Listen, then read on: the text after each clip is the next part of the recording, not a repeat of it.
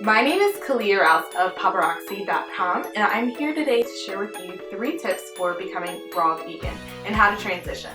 My first tip is make sure that you have a period of detoxification, and I'll put a link in the video description box of my way that I like to detox. But basically that means ridding yourself of fried foods, processed foods, things that are not good for your body, and starting to incorporate fresh fruits and vegetables, and if you can, have a period of juice fasting. That helped me tremendously because I didn't go from one extreme to the next, and it helped me really appreciate all the delicious foods that I was eating.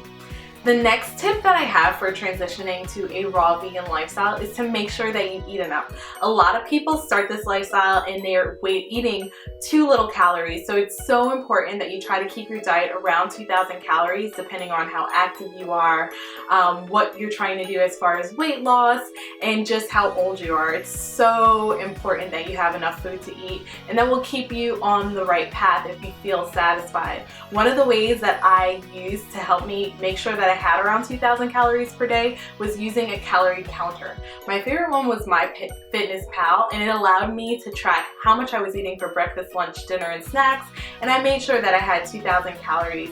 It also helped me keep track of how many grams of protein I was eating, how many grams of fat I was eating, how many grams of carbohydrates I was eating, and it helped me make sure that I was eating enough protein, because that's another huge thing that people ask, where do I get my protein?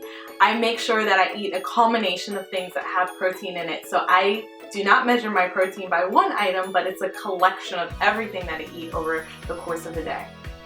The third tip that I have for transitioning to a raw vegan diet is making sure that you plan ahead. The night before, I'm thinking about my breakfast, I plan my lunch in advance, and I plan my dinner in advance. And that means going to the grocery store and making sure you have enough food.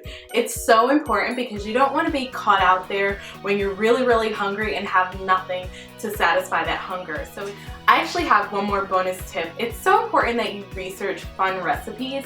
I can't tell you how this lifestyle can be so boring if you don't make it exciting for yourself. There's so many great channels that are out there, and I'll post a couple of my favorites in the video description box, but they'll allow you to just experiment with food, try new things that you've never done before, and just get really excited about the things that you're eating. I'll also post a link to some of my favorite recipes that I've created.